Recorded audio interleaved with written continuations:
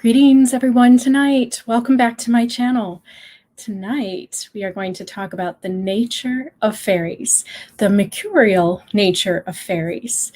Mercurial is basically a word to describe the very nature of fairies, as using the term of Mercury. The element of Mercury basically is very interchangeable and can take any form.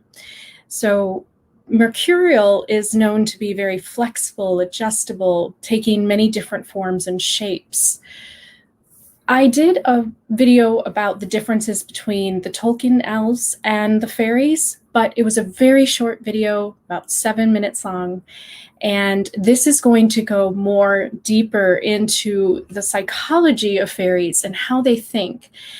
And I got this idea when I started to rewatch the wonderful show, The Magicians, which appears on Netflix and Amazon. And I highly recommend it to those that love magic, love the fairies, are in touch with your own elven soul. And you will really enjoy this show because they bring on the fairies when they're talking about another world, another realm that they go to, that the characters quest to. And so tonight is going to be basically two parts.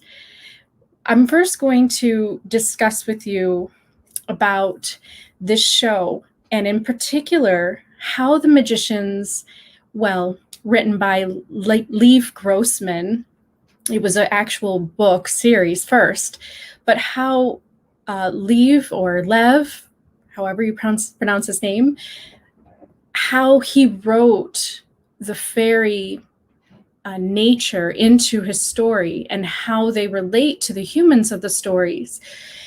This is the best example that I can find to describe the mercurial nature of fairies and to understand them and to kind of show in context how they are. So we can take the ideas of fairies from folklore and fairy tale, but I am taking this example from this modern time of the magician show to talk about how he describes the fairies. So what I did was I went through and I basically wrote all the quotes from the Fairy Queen, because the other fairies don't really talk very much. And it will show a little bit of how the fairies relate to others. And then the second part of this will be talking about the actual qualities of fairies in general. And I, at 10:30 at night, will be posting a very detailed comparison list between elves and fairies so that you can understand fairies better. And that will be on my blog at 10:30 p.m. And I'll have a link for you in the description. But anyway, let's get started.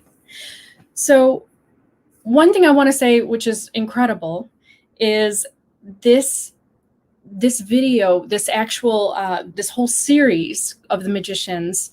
The Fairy Queen is played by Candace Kane, who is a trans woman. And she does a wonderful job of showing this kind of this different, adaptable type of way of the fairies.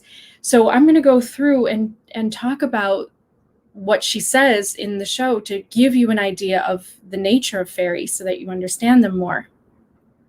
But before I start, let's open up your crown chakra, because getting in touch with the fairy realm really requires you to be in this higher state of vibration within. So if you want to listen to this tone,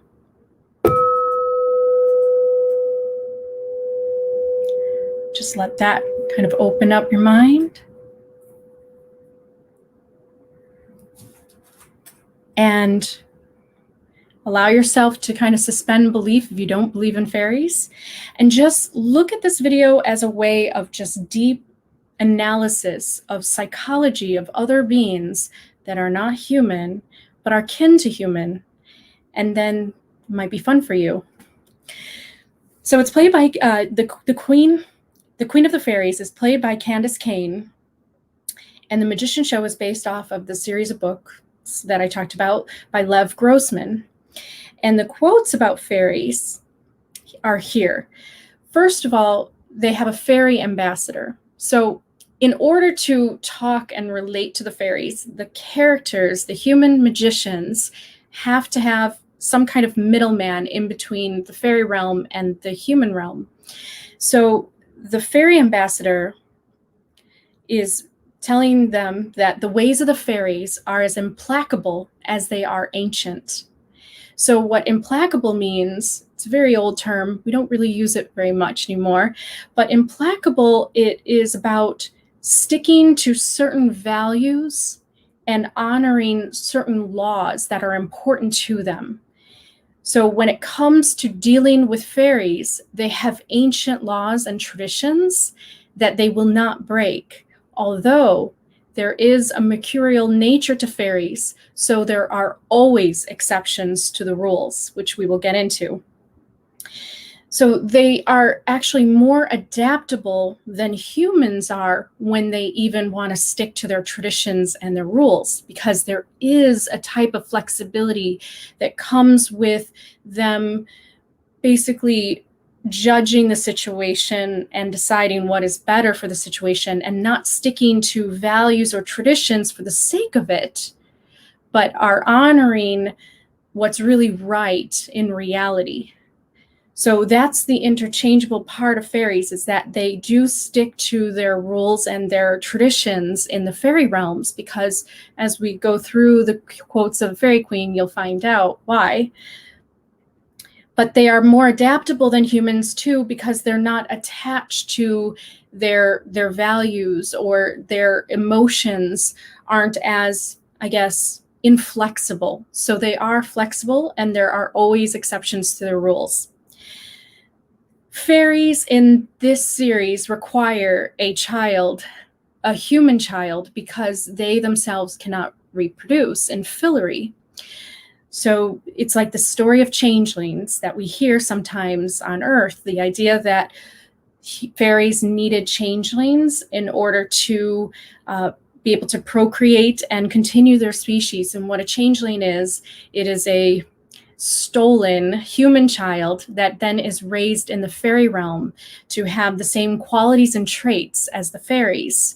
So basically, they're adopting human babies, but sometimes it comes through a deal or a bargain or a kidnapping. It really depends. So the ambassador of fairies is letting Margot know that if she wants to meet with the fairy queen and exchange a deal, basically to repair the magic in this realm of Fillory, you'll have to watch the show to get everything, but I'm going to try my best to give you a little bit of the rundown. But the wellspring is basically this fountain of reserve of magic, and that's where all the source of magic comes from, both on Earth as well as the other dimensions. And the wellspring is polluted, and it's actually drying up. So it's causing an influx of energy in Fillory in this realm. And so the queen, the human magician queen, Margot, wants to seek a deal out with the fairies, because the fairies are the only beings that can actually fix the wellspring with their own magic, because fairies are naturally just magical creatures. They are the embodiment of magic itself, whereas the human magicians must use their hands to conjure spells. Fairies have this natural ability and natural magic, just as Tolkien describes his elves in Lord of the Rings. They don't need to use these different types of spells that they learn, but it just is a natural ability that they have. So the ambassador of fairies lets Margot hear that there's an important lesson, that they're required a child of the human realm to be raised with great power and greater knowledge to fix the wellspring of magic resource. But the important lesson is to know that when Margot starts to go back on her deal, they actually take the pregnant Fen. So they don't just take the fairy, they take the mother too. And they took this mother back to the fairy realm. They kidnapped her. And the way that they bring about the fairies into the castle is really a wonderful job of showing that their dimension is basically within their own dimension, but they are just invisible. They cannot be seen. So the fairies are constantly there watching and waiting and hoping that this human child is going to come to the fairy realm per the deal that they made on fixing the wellspring, because they did honor that deal and they did fix the wellspring. So there was magic once again in Fillory.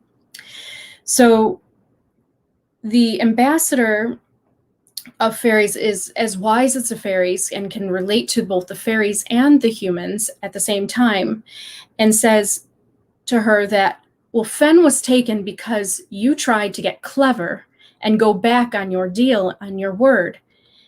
And she says, well, I'm sick of your whimsical BS. And he says, whimsical? It's the mark of the arrogant and stupid to attack what you can't comprehend. But when Margot semi-apologizes, he takes it back and said, she isn't entirely simple-minded, noticing that this human is able to go back on their own mistakes and make amends in a way and learn. So to the fairies and to the ambassador of the fairy world, a human shows great quality within them with their ability to learn and be open-minded. So he goes on to help her and tell her that there is another power which she made the mistake of overlooking. So the fairies have this ability to notice things that the humans don't, because they have the fairy sight and they can see into other dimensions of reality than humans can. So he tells her that she's overlooking this great power. And the fairy castle, they find out, is occupying a plane that is laid on top of the Fillory castle, so that the two castles actually occupy the same space and time, but in two different dimensions, or even possibly the same exact dimensions. But the fairy realm is sped up vibrationally so that energetically you can't see it, because as we know, states of matter exist where things are more gaseous and more harder to see when the molecules are vibrating at a quicker rate. So the fairy realm is basically energetically vibrating at a faster rate and cannot be seen, but it does exist on top of their dimension. What catches Queen Margot off guard is the almost lenient way that the fairies accept them breaking in and trying to take Fen back. So eventually Margot gets to the fairy realm and she finds Fen, the pregnant woman. Well, she already had her child in the fairy realm. And the fairies do not try to hurt her or harm her. They actually bring her to the fairy queen. So while they are incredibly stuck to their old traditions and values of fairy deals and honor their word always, they also are not malicious enough to harm them permanently. So we'll get more into that. So here's where the fairy queen comes in. She finally meets the fairy queen. And she insults her, Margot insults her right away and says something quite funny, which I actually really loved the way the fairy castle looked versus her castle. But she made an insult about the way that it physically looked. And the fairy queen goes, "What do you want, rude little earth girl?" After Queen Margot insults the fairies. And Margot tried to take the baby and rescue the wife of Eliot, her friend, the High King, to which the fairy replies, "The child is mine.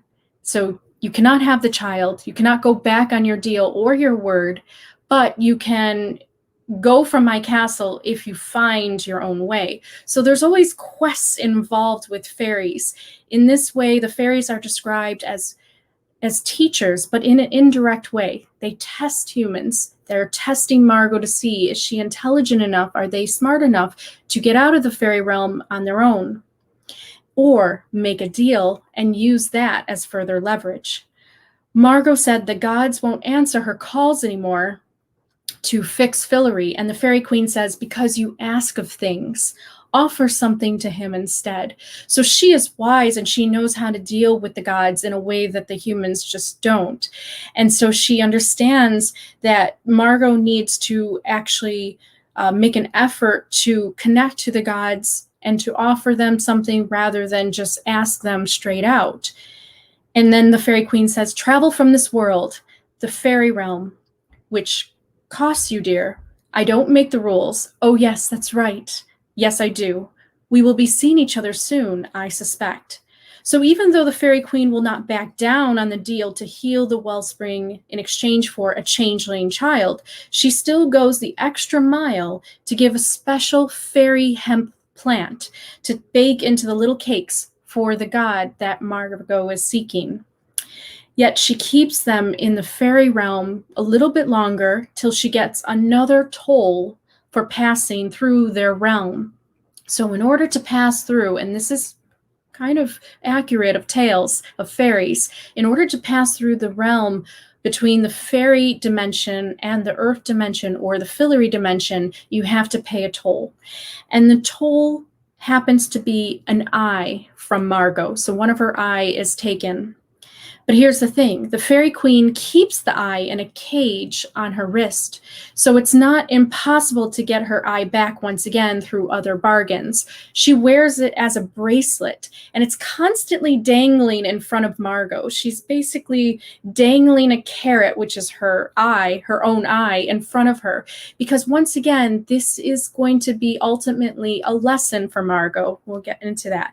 So like Fenn's toes, she had to give the fairies to go back to the other dimension because the pregnant woman who had the changeling, her name's Fenn, she had to give her toes in order to get out of the fairy realm. But she has a different path and a different connection with the fairies than Margot does.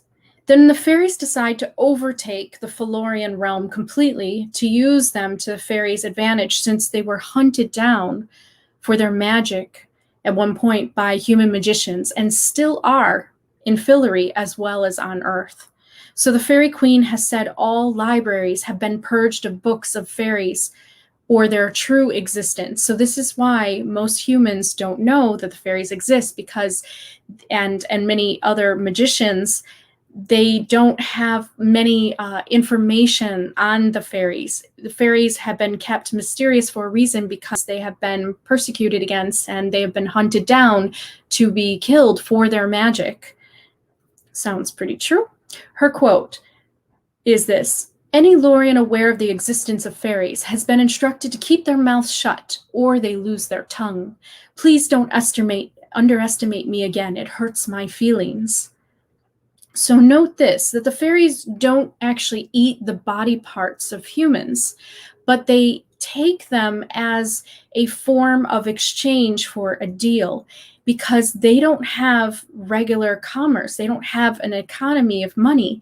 So what they do is they use barter and trade in the form of deals. They're basically selling their magic and their gifts in order to get by and to survive. That's how they have survived all this time. So the fairies don't eat the body parts, but they keep them around because they use them in exchange for even bargaining more to get more deals.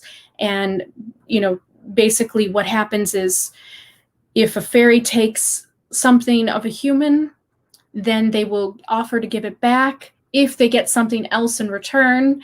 And then if they get something else in return, they keep that. And that's the cycle of this barter and trade system that they have. So they take something from you in order to have a fair trade of what you want to use from them because they're magical beings.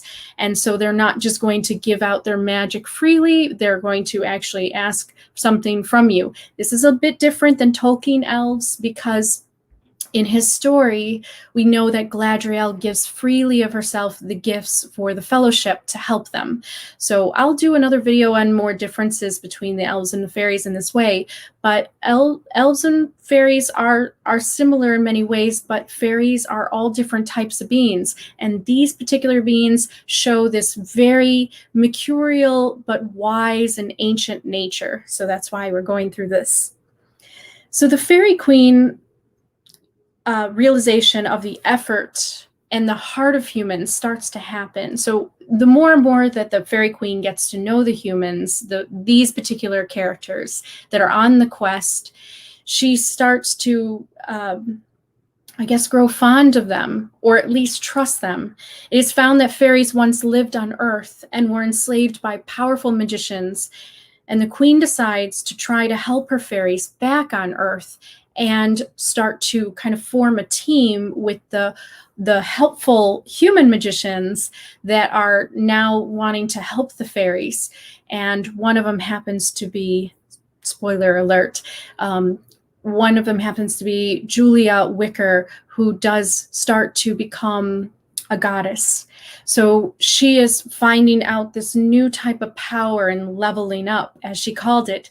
And she's joining forces with the fairies to help free them finally, so that they stop being persecuted and hunted down for their magic by other greedy and selfish magicians that are using them.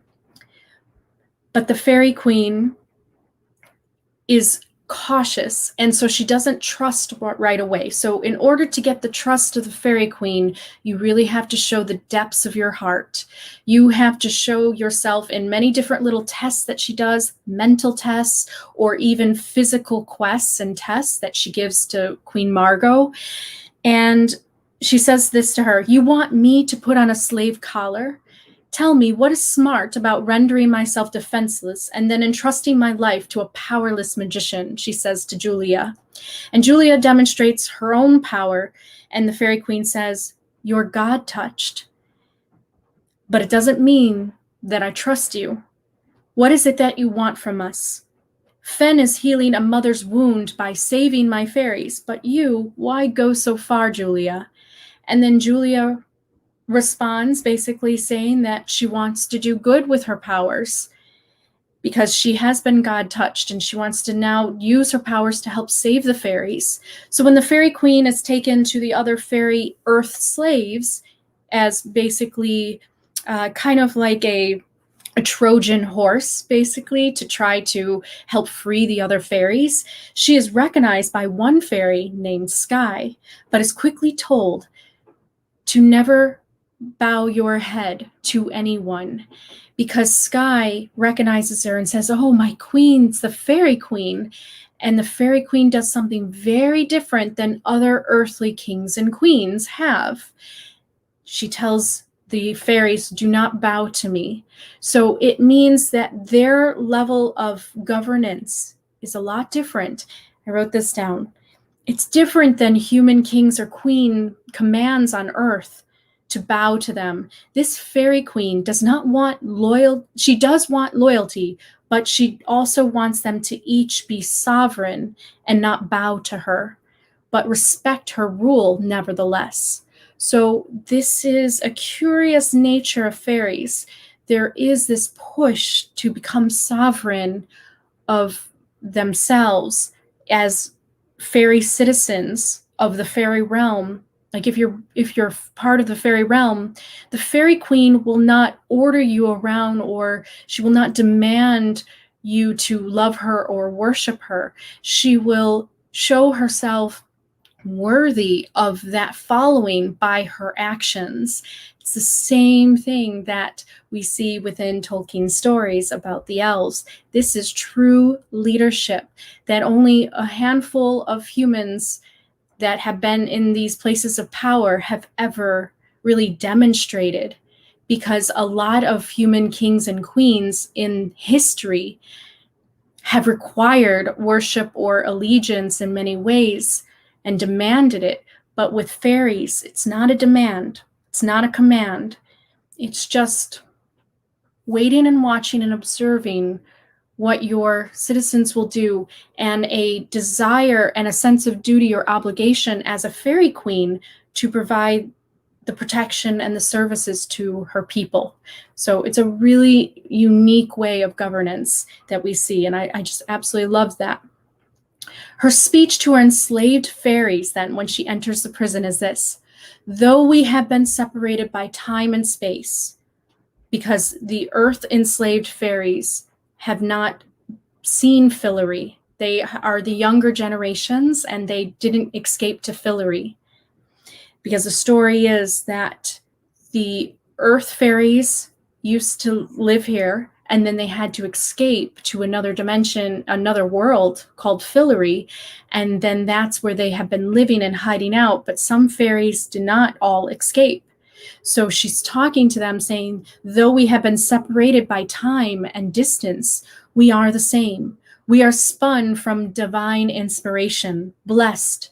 We are the living embodiment of magic. So I've come to restore your strength, to help you understand the glory of who you are. Your suffering is my suffering, your injustice mine. And when we are finally free, we are going to hunt down every last living slaver, gouge out their eyes, cut out their tongues, and hang them by their own entrails. So now you see the mercurial nature of fairies. If you become an enemy to the fairies, if they see and deem you as impure in your intentions, if you try to use them and enslave magical beings, you will be attacked by an invisible force that will destroy you. And that's what she's saying. But it's not that they're evil. It's just that they have extreme highs and lows that they demonstrate, where they can be very loving and full of honor. And at the same time, they can be your worst nightmare and enemy. And that is the dark and the light aspects that we see in nature, both decay and destruction, and both healing and rejuvenation too. She then discovers that what happened by an older fairy that tells her is because the magic that controls the collars that the fairies wear are fairy deals, and they cannot be broken in any way. So once again, we go back to the old traditions and rules. So although there is this mercurial nature of fairies where they can change at will, they're also bound to these actual fairy deals that they made with the magicians, I guess, a long time ago. Our deals, this is what the fairy queen says, our deals are our foundation of our culture and key to our survival. Fairies are known for honoring their deals, and when we break them, we lose people's trust and our limited leverage, which we need for survival. Without that, we are weak and vulnerable. It will be better for all of us, for me, to take this deal to the grave. So as she's saying that there's not a regular commons, they don't use money. They don't need money in the fairy realm. They are just exchanging their gifts, and that's what they have done to survive all this time and to thrive. But when it came time, now this is the difference here, because although the queen says, I will not break a fairy deal, like that's absolutely important, and so I will just have us all die now and take this to the grave. But when it came time for Sky, this other fairy that was being used as a slave, to be killed for her magic, to have her limbs cut off and ground into fairy dust, to be snorted up like fairy coke, like basically cocaine the magicians were using it for, and then that would give him a source of power. The fairy queen then said, do not go with him to the jailer, and then decides to attack back with a spell. She cuts open her hand, bleeds, does some kind of sigil on the wall, and puts her hand on it, and then all the fairies disappear. So they cannot be seen any longer by humans in that house that they're being enslaved in. So then the fairies start to kill basically all the human magicians that were enslaving them, not the ones who are helping. She then says that she chooses to be grateful to Julia and Fen after her fairies are freed, and congratulated Julia by saying, out of all of the humans who have ever sought me out, you're the only one who didn't do it for personal gain. If more humans were like you, we might have been able to coexist. So there you have it. And this is so true about the nature of fairies and humans. If humans are able to let go of their greed and their need for outside power and to use the fairies in this way, well, then they can coexist. And fairies will see that humans are evolving. They're getting to be wiser beings. So this is how they will be able to mingle with the fairies who are older and who are wiser in many ways. She then tells her that they have the sixth key to the quest, but it's sustaining the fairy realm itself, so it can't be given to them, or everything else will collapse. So a truly enchanting moment is when Margot becomes High King, and she negotiates with the Fairy Queen, saying fairies can live as full citizens with full protection of the government and a seat in the government of Fillory, so that they actually are living amongst other humans in Fillory and other talking animals and creatures. It's a fairyland world, basically. But the fairies are no longer needing to be in another dimension hiding. They can live out now amongst humans and in a peaceful way where they can be actually included in the governing of Fillory too. So this is a deal that the Fairy Queen agrees to. And at the end of that deal, and the Fairy Queen did not ask for that. So she was just kind of testing Margot, waiting to see what Margot would decide, how she would herself evolve and grow into a woman, because that's what we're watching these characters do over this time in Fillory and taking these positions of power. She watches Queen Margot grow, and then she finally gives Margot's eye back by just a slight movement of her hand. And she says that she has always seen something in Margot that Margot has not seen in herself. And so her eye appears magically back and full sight restored after getting that final lesson from the Queen, with literally a new fairy eye. So one eye has more of an enlarged pupil. So that indicates more of a stronger fairy sense, a heightened perception of things. Because Margot says, wow, I could see all sorts of things with this eye. And the Fairy Queen says, well, you will learn to use it over time.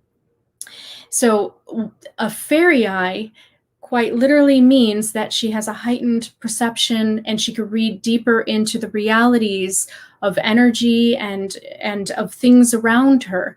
And so over time, she'll learn how to use that one eye to the best of her ability as she is High King Margot, and she's ruling Fillory now. So it's a lovely story there. To honor the fairy deal with the Earth Magician humans, the Fairy Queen finally sacrifices herself as being the last fairy that will ever be hunted and killed. So the Fairy Queen cannot just break the deal. She has to do something in exchange to free all of the fairies once and for all. So she gives herself completely, sacrifices herself, and tells the greedy, selfish earth magicians that are hunting them down that you may never kill or touch another fairy, and I will give you my body, which is worth 50 fairies, because the Fairy Queen is more powerful. It's like the queen bee idea of bees. So she has more power and energy within her than all the other fairies. So she gives herself to put forward that deal. She is touched by Fen's emotions. One of the humans starts to cry for her, knowing that she's sacrificing herself. And the Fairy Queen, who is at this point kind of cold, and we see a little bit of an aloofness with her where she doesn't show her emotions so much. You see this extreme level of difference in the Fairy Queen, to go from extreme aggression to talk about, cutting out tongues and hanging people by their entrails. And then at the same time to be moved by a sympathetic heart that Fen has by just a single human. And then the Fairy Queen smiles slightly. She says, "Tears for your enemy," knowing deep down inside that the fairies were never truly Fen's enemies, though they caused her extreme drama by taking her child and trying to raise it in the fairy realm instead.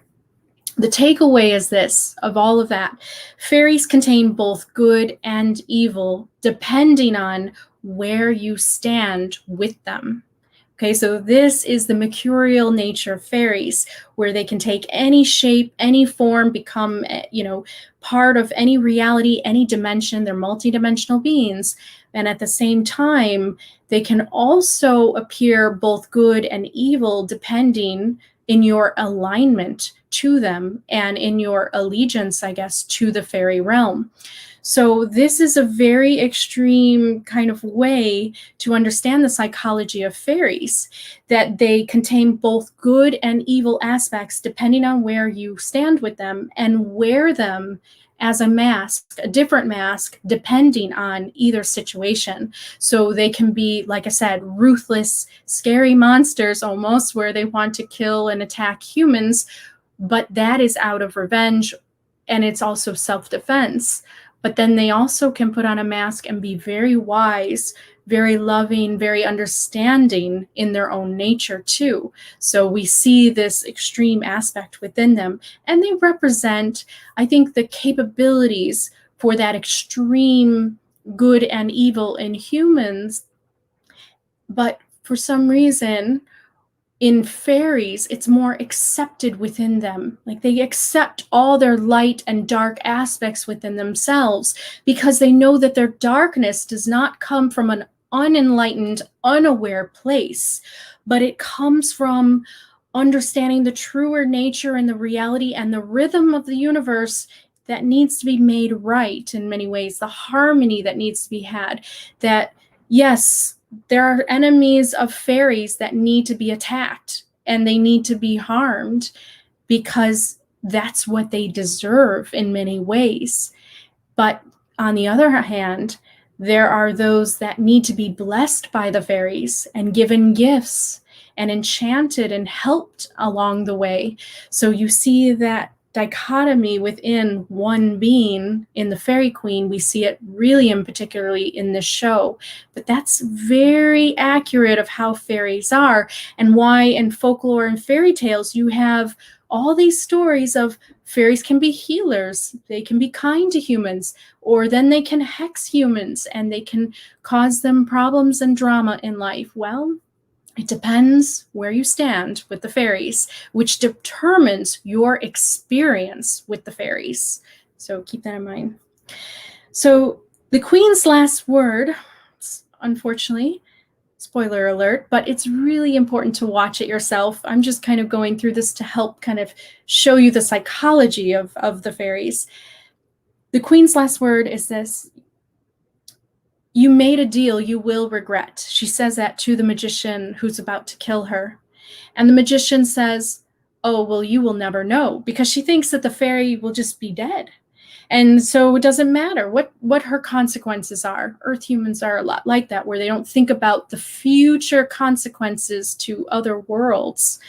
And so the Queen says, true, but I will die a queen, not some mediocre, power-hungry girl. So my closing remarks is, if you want to understand how fairies think, you must close your mind to personal opinions and see all reality as it really is, regardless of your personal values or opinions or subjective experiences in life. It is the objective truth that the fairies can see, and that allows them to see all sides. And it allows them to see what is really there, not what should be or could be, although that is part of their visionary ability, but it is about what's really there. They can tell when some people are lying or hiding and have malicious intent versus those that never say anything, but they're pure of heart, pure of intention. And they don't even have to even say anything, and a fairy will know deep down inside who they are. Truth in this perspective is Mercurial, where it can take the form of truth from one person's point of view and then move to show the truth from another person's point of view. So truth in its form is actually Mercurial, where it can change and alter, and this is the objective perspective of fairies. They don't have these human attachments and opinions and judgments. They have gone beyond them to see what is really there, beyond their own judgments and assumptions, but actually see what's really going on. What is exactly the energy vibration of this human, of this creature? What is going on in this situation? What is the truth? What is the fairness? What is the justice that is happening? And they're seeing the whole picture in that way. The fairies can see these perspectives coming from all sides, and so that's the objective truth.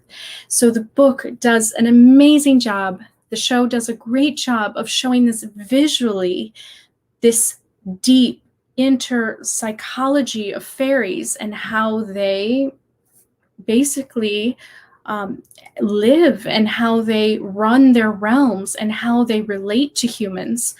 Now, here's the thing. If you are a soul on Earth that lives in this way, you see things from lots of different sides and you don't really judge others, or you kind of have your opinions on both sides of the spectrum. Well, you are having the fairy sight.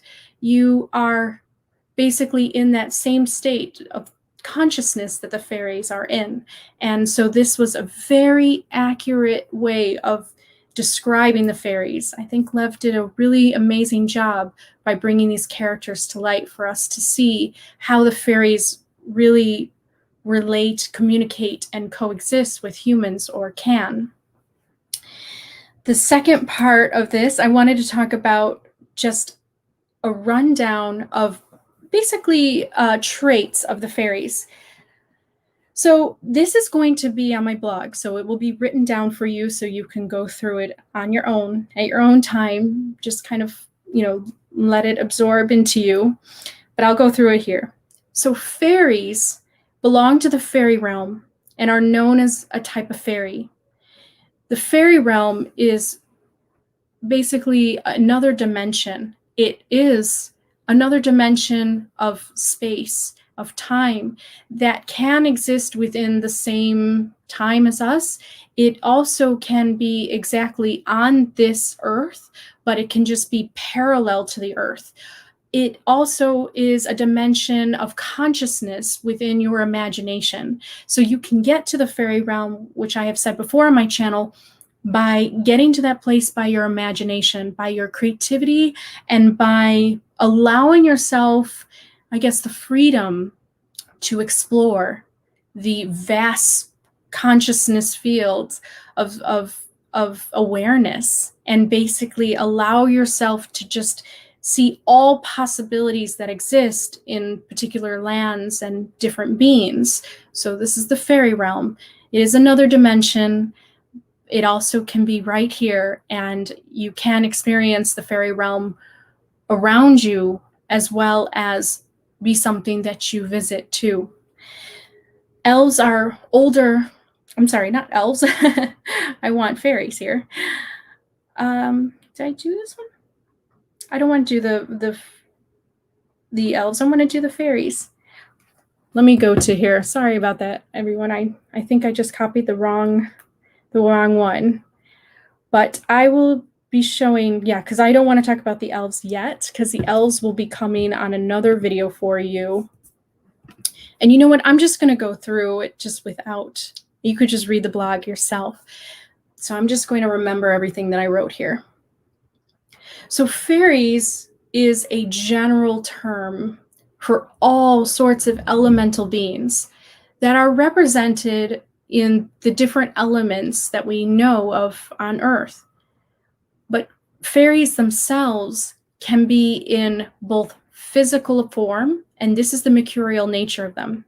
They can be in physical form, or they can be in light body form. They can be in plasma form, in smoke form, and in just lights and just pure energy.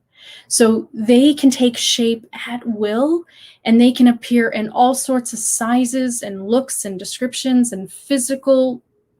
It's infinite, really, because it is attached to the consciousness of your imagination. So anything that you possibly can imagine can exist in the fairy realm. That's how infinite in the nature, and how, I guess, adaptable and changeable fairies really can be. They can appear strictly as in physical form and stay that way, or they can change themselves in their lifetime, in their experience, where they can also go into more of a light body form or just a pure energy form. So they can change. And so you never really know if this is just a totally physical being that you're seeing, or is this just a wisp of energy that is just taking physical form just for that very moment, for you to have a certain experience with that fairy, and in order to communicate with them on a physical level. Many times, in order for fairies to really communicate with humans, they have to lower their vibrations and get into a denser physical form, because otherwise they're just light, they're just energy. And you may get some inspiration from that light and energy form. You might get some telepathic message within your own mind, and inspiration and dreams from that fairy light and that fairy energy that you see at the corner of flickering of your eye. But in order to have a true, meaningful conversation or communication, a fairy will lower their vibrational levels so that they can exist in a physical, solid form, or semi-solid at least, for a temporary time maybe, just so that you can have an experience with them and you can meet them. So the fairies include all types of creatures: gnomes, pixies, leprechauns, fauns, centaurs, all of these. And this is what form they can take and in their shape.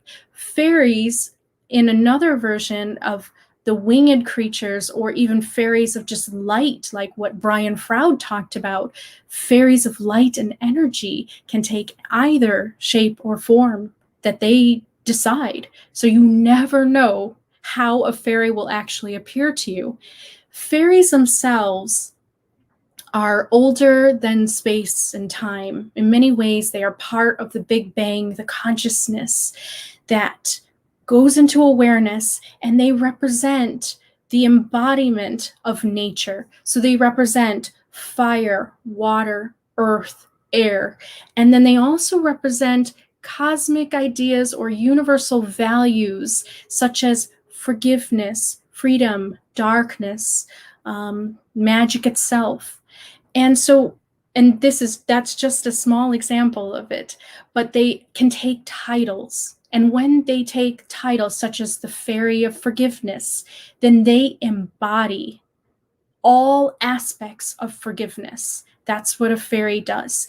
If they are a flower or plant or animal fairy, then they will take care of the plants and flowers and animals that they are attributed to, and they will hold those traits within them. So there are different levels of fairies. You have fairies that are just taking care of the physical things on Earth and in the fairy dimension. And then you have these other types of fairies, which are like ancient powers, almost like deities, almost like gods and goddesses, where they are cosmic energies and they represent values that humans can connect to themselves emotionally. They can understand the fairy of love, the fairy of hope, the fairy of bliss, the fairy of magic, the fairy of mystic vision. You can have all sorts of titles, as much as you can imagine within your mind. So fairies are really very adaptable, and they can change. And the psychology of them is so diverse. You have lower vibrational fairies that may be less in reason and intellect than humans, but they have their own kind of laws and their ways of living and their behaviors and mannerisms. It's harder to communicate to those fairies. You must watch out, because they don't go by the same laws as humans do. So a lot of miscommunications and misunderstandings can happen between those humans and those fairies. But the fairies that are closer to humans in intellect and reason and logic, then they can understand humans. They can relate to humans and can have relationships with humans, and even business connections with humans and transactions, as we saw in the show. So fairies represent an immense diversity that I talked about on another video of the light spectrum, in terms of the rainbow light spectrum, of the infrared ray all the way to the ultraviolet rays. They are the rainbow of spectrum, basically, in terms of emotions and consciousness and what they represent. So I guess the takeaway with this is to understand that fairies, because I get emails like this a lot, and sometimes people leave comments, and my comment is always the same, because people will say, is this a type of fairy, or can a fairy be like this? And my comment will always be the same, that however you can imagine a fairy to be, however you feel in your heart that a fairy is, or have had some kind of, intuitive feeling or hunch about some kind of fairy energy that exists, that fairy can exist. Because that's how diverse fairies are. They are a representative of the diversity in humans to a upteenth level, to a much more undescribable level of diversity. And so this Mercurial nature of fairies is that they really can swing to both spectrums. They have the power to lower their vibrations. They have the power to turn angry and hurtful and harmful towards humans if they have a reason to. Most of them go by logic. Most of them are deeply connected to nature, so they run on a pattern of harmony and coexistence with the universe. So they're not going to just attack out of reason or out of logic, but some fairies might be devoid of that.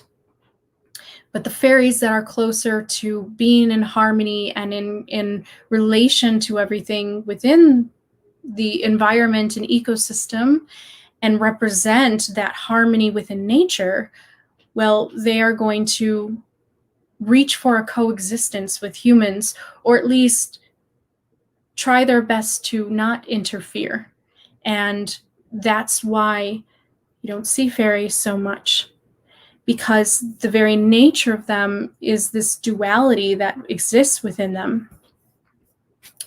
And that is this interchangeability where they can go from one extreme to the other. Now, with Tolkien's elves, you see more of this constant type of energy that doesn't fluctuate. So fairies are different in that they can have sporadic changes in their moods and in their temperaments, and they can change at will, and they can change in body and physical form as well. You never know with a fairy. You never really know. The best way to deal with fairies is to know who you truly are inside, and to be steadfast and strong within your core, and to not back down from that place of your own inner power, and to also come from a place of divine love or unity consciousness really helps.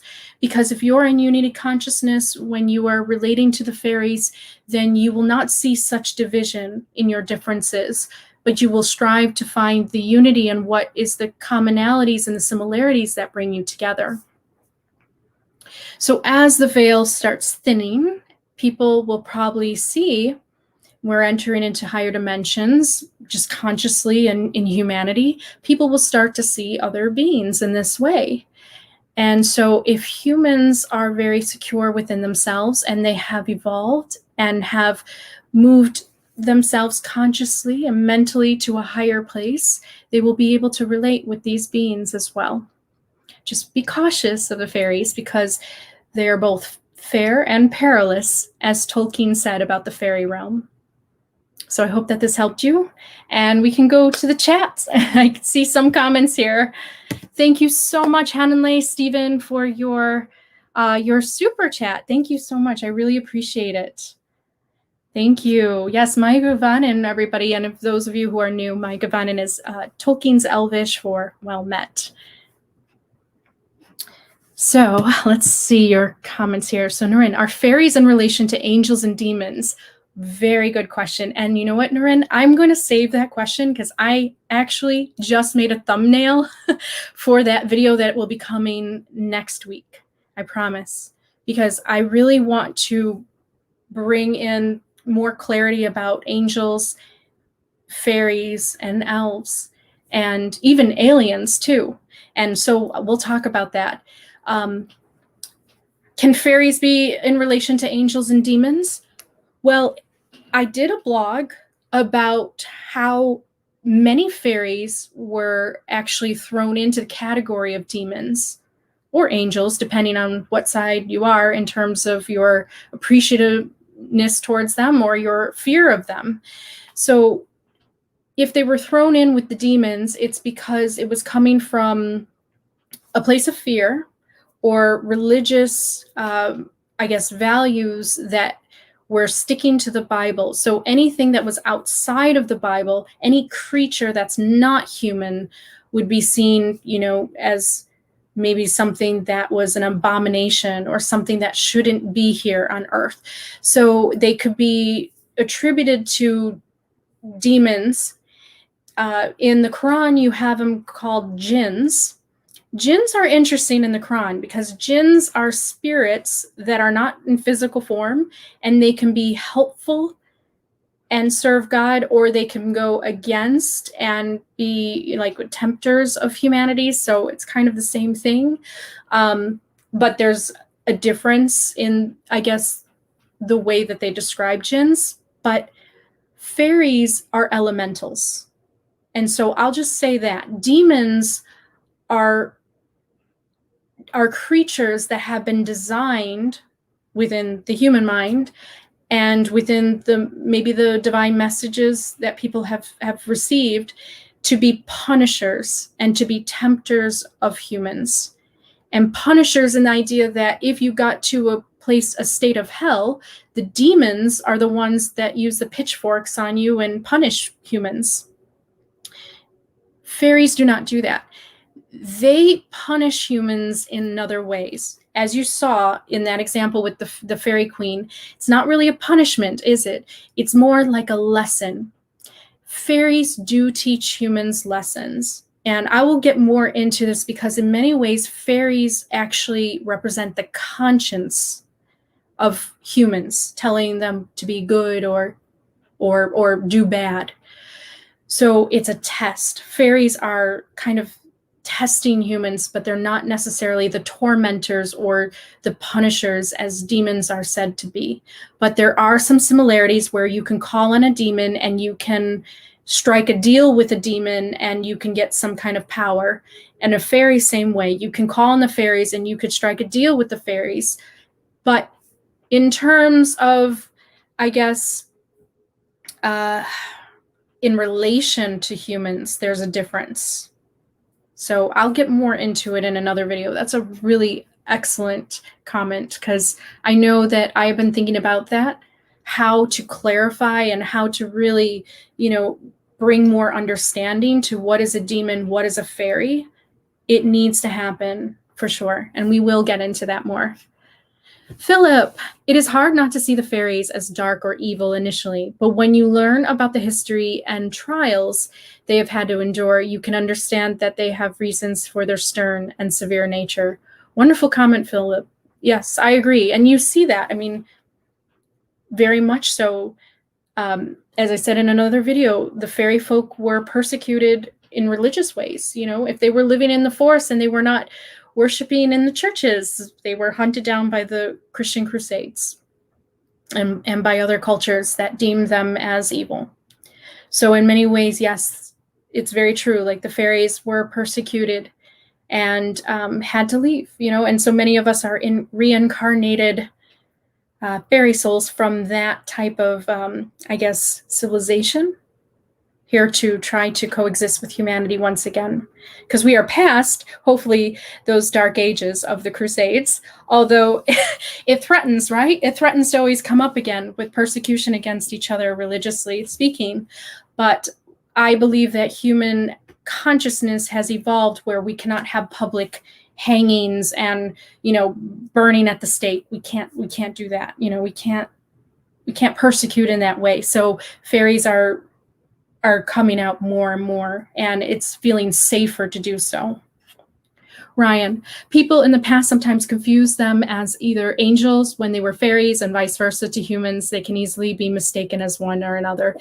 Yes, they really can. And I hope I hope to go more deeper into it, because in my mind, an angel could look like a fairy where they don't really have wings, because as you'll see in my blog, I'll go through everything. Fairies can exist as all types of forms. So they can have bird-like wings, butterfly wings, or no wings at all. But they can help and bless humans and heal them too. They have that ability. So in many ways, they're very similar to angels. But angels are really embodiments of divine love that comes from prime source, what we would call God, for many people. So angels just embody that. They just embody divine love, and they're warriors, right? They are warriors, but at the same time, they embody these really high ideals and qualities within them, like the archangels that they have. And fairies might have that same type of quality. They can. Some fairies can be ancient enough where they can embody and be this light and energy of divine love itself, but they may have not been originally intended to be angels for humanity, but rather guides, messengers, helpers in many ways. That's how I see the difference there, I think. But it's so similar. Angels that are humanoid are the lowest class of angels and enforce the will of the creator. Angels don't bargain, fairies do. Fairies do bargain, yes, and angels really don't. You are absolutely right. Angels will just honor these, people in need that have reached a point in their spiritual evolution where either it's time for them to die, and so they're not basically healed, or it is time for them to keep living. And so that's why you have some angels healing others and some not, because they are in touch with the rhythm, the celestial time and age of prime source, and they know when each soul it was supposed to basically die and return back to the source at their particular time. That's why there's a lot of angel of deaths. You won't really see that in fairies. Fairies do not take you to the underworld or to the heavens. Ella, fun fact: Candace Cain, the actress who plays the Fairy Queen, is actually transgender. Yes, I think it was a deliberate decision for the part. I really do. I think that having a transgender woman, when you watch the show, the Fairy Queen just seems mysterious and really different. It's really interesting to see. I really love that choice for her. Noreen, is this a preview for The Magician's? Laugh out now. I need to watch it. Yes. And spoiler alerts too, but I really just gave you just the Fairy Queen part. I mean, this show is so complex with, I think it's like 6 seasons. I'm on season 5 now, and it's just so complicated, and it's really worth seeing though. But especially the ones with the fairy, that whole season with the fairies is just brilliant. I just loved it so much. Of course I would. Thank you for your super chat. Thank you so much, Bullseye. Yes, let's do another ding for that. And the fairies ring their bell. Thank you so much. I really appreciate it. Mary Preston, the fairies are so nice to me, it's hard to see them as dark. Or how others can. Exactly, Mary. It's because you yourself are nice to them. You yourself are nice to nature and animals. But think about a human that is not nice to nature or animals or to other humans. Think about how a fairy would relate to someone like Hitler or, other types of beings or souls that have not been the nicest or kindest. That's how they represent both aspects of good and evil, depending on where your allegiance is with them. So I'm glad you've had positive experiences with them. And you're saying, Mary, I have seen beings that look like they are a mix of angels and fairies. Yeah, it could be probably very difficult to, I guess, discern. Mary, some of them have both fairy wings and tiny angel wings on their back. Alice Wonderland, hey, just got to say, really like your channel and the information you bring out. Thank you. Thank you so much, Alice. I love Alice in Wonderland. That's a great story, too. Actually, some very interesting, I guess, wisdom that comes from Lewis C. Carroll. Is that him? Yes, from the Alice in Wonderland books. I think that they have such strong messages, and in many ways, that is like fairyland or the fairy realm. And Alice goes there and she learns how to grow up. So there are lessons there as well for her. So, you know, it's always said that when you enter fairy realm, most people don't come back, or some people have never come back.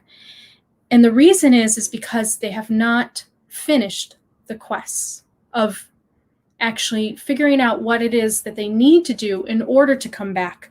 Because when you enter the fairy realm, you may play and dance and sing with the fairies. You may have all these types of really amazing experiences, but you're also there to learn and to evolve yourself and to gain some wisdom.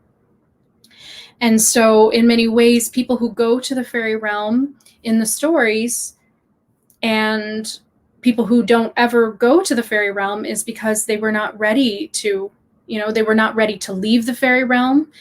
And they also were not ready to find the fairy realm. You really have to be in a different state of mind, very open-minded, and as almost mercurial as the fairies themselves. So thank you so much for liking my channel. Well, I don't want this to be too long. It's like an hour and a half now, but I really do hope that this helped you. This was a very in-depth conversation about fairies, and I do hope to get into more of this type of topic on my Elven Light University playlist. And like I said, at 10:30, you will be able to see my blog of all the written down qualities of fairies and elves and how they're different. And I will also be doing a quick video on the differences between elves and other fairies, because elves are a type of fairy, but there's a reason why we call them elves and then just fairies or other types of fairies that exist. So we'll talk more about the elves in their nature versus this is the fairies tonight. So everyone have a wonderful night and a great weekend, and I hope to see you all soon. Take care.